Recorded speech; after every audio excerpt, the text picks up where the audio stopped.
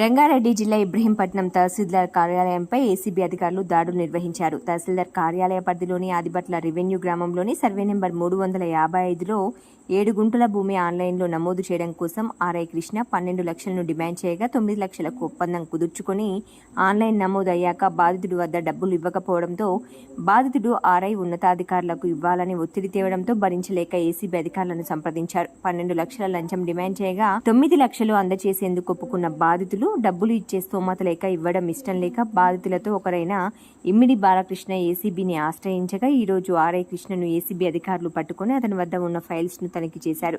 Ibrahimpatnam RDO Anantha Reddy, MRO Sunitha, DT Srinivas, RI కృష్ణలను ACB అధికారులు విచారిస్తున్నారు. ఈ మేరకు ACB DSP Anand Kumar media ముందు వివరాలను వెల్లడించారు. ఆర్ఐ కృష్ణను అదుపులోకి తీసుకుని విచారిస్తున్నామని తెలిపారు.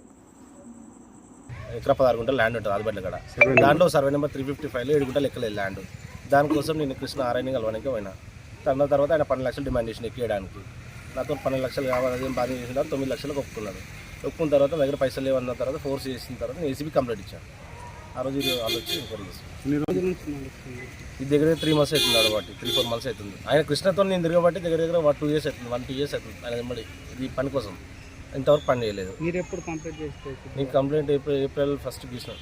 ఏప్రిల్ 2nd గీసాను. డబ్బులు ఏమి ఇవ్వలేదా మీరు? డబ్బులు ఏమి ఇవ్వలేదు. డబ్బులు కోసం ఫోర్స్ చేశారు. ఇప్పుడు బ్రదర్ ఎంత డిమాండ్ చేశారు? ఎవరెవరికి ఇవ్వాలన్నారు? ఆయన ఆయన నాకేం రావు. డిప్యూటీ తహసీల్దార్కి ఆడిపోక అని చెప్పిండు. ముగ్గురికి అందరికి ఇవ్వాలి, అందరికి ఇచ్చుకుంటూ పోవాలి, నేను నాకేం రా అని చెప్పిండు. రికార్డ్సా వీడియోలో ఏమన్నా కాల్స్ డైరెక్ట్ మాట్లాడిండు. దగ్గర ఉన్న ప్రూఫ్స్ వాళ్ళకి ఇచ్చాను. ఏసీబీ వాళ్ళకి వాట్సాప్ కాల్ ఏమైనా మాట్లాడింది? వాట్సాప్ కాల్ కూడా అడిగినట్టు ప్రూఫ్ ఏమన్నా ప్రూఫ్ ఉంది. ప్రూఫ్ ఏసీబీ వాళ్ళకి ఇచ్చేస్తాను. ఏం ప్రూఫ్ ఉంది? నీ పని అయిపోయింది. రికార్డ్ ఎక్కిందా? ఎక్కింది. ఇప్పుడు నాకు ఎక్కి 10 days అవుతుంది. 10 days నుండి ₹1 కూడా ఇవ్వలేదు. ₹1 కూడా నన్ను ఫోర్స్ చేస్తుండే ఇవ్వు అని చెప్పేసి నేను అవుట్ ఆఫ్ స్టేషన్ వెళ్ళాను. వచ్చిన తర్వాత అందరి పేరు ఆయన నా పేరు ఆర్ఐ కానీ ఏం చెప్పలేదు. డిప్యూటీ తహసీల్దార్కి వెళ్ళి ఆడిపోకి ఇవ్వాలి సార్, అందరికి ఇవ్వాలని చెప్పాను. నీ దగ్గర ఇలాంటి ఆయన దగ్గర వీడియో ప్రూఫ్స్ ఉన్నాయి, కొన్ని ప్రూఫ్స్ ఉన్నాయి దగ్గర. ఆయన మాట్లాడినాయి ఆడియోస్ వీడియోస్ అన్నీ ఉన్నాయి. నమస్తే అండి, నా పేరు Anand Kumar, DSP ACB Rangareddy range. మాకు ఒక కంప్లైంట్ రావడం జరిగిందండి.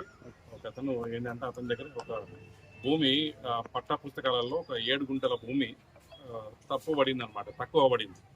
సో ఆ 7 గుంటల భూమిని మళ్ళీ కరెక్షన్ చేసి ఆ 7 గుంటల భూమిని మళ్ళీ నెక్స్ట్ పట్టా పాస్ పుస్తకాల్లో ఎక్కియాలి. దానికోసం ఆ కరెక్షన్ కోసం అని చెప్పేసి ఆయన ఒక ఆన్లైన్లో అప్లై చేసుకోవడం జరిగింది. చేసిన తర్వాత ఇక్కడికి వచ్చి ఇట్లా ప్రాసెస్ చేయమని చెప్పి ఇక్కడ రిక్వెస్ట్ చేసినాడు. ఇక్కడ రిక్వెస్ట్ చేసినప్పుడు ఇక్కడ ఉన్న ఒక ఆర్ఐ జి కృష్ణ గారు సరే ఈ కరెక్షన్ చేయడానికి 12 లక్షల రూపాయలు లంచంగా ఇవ్వమని చెప్పేసి అతను డిమాండ్ చేసింది.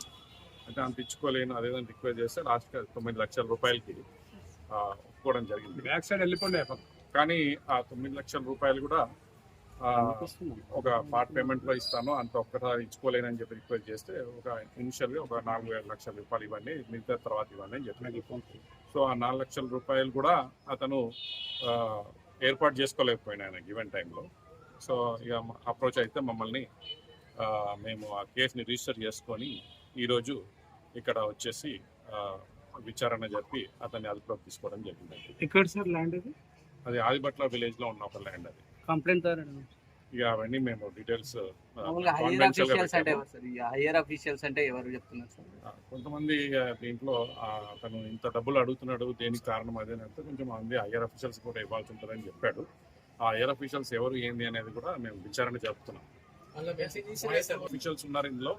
కొంతమంది ఆ ఆఫీస్లో ఇవ్వాల్సి వస్తుంది, ఆర్టీఓ ఆఫీస్లో ఇవ్వాల్సి వస్తుంది, ఇక్కడ ఎంఆర్ఓ ఆఫీస్లో కూడా ఇవ్వాల్సి వస్తుంది అని చెప్పాడు. సో అప్పుడు డిమాండ్ లో భాగంగా అతను కంప్లైంట్కి చెప్పాడు. కంప్లైంట్ ఆ విషయం మాకు చెప్పాడు. ఆ విషయం మేము ఇక్కడ ఇన్వెస్టిగేట్ చేస్తున్నాము. దాంట్లో ఎవరు లేదండి, ఆన్లైన్ ట్రాన్సాక్షన్ డిమాండ్ పార్ట్ ఉంది. ఆ డిమాండ్ పార్ట్ పైన మేము కేసు నమోదు. డిమాండ్ ఉంది.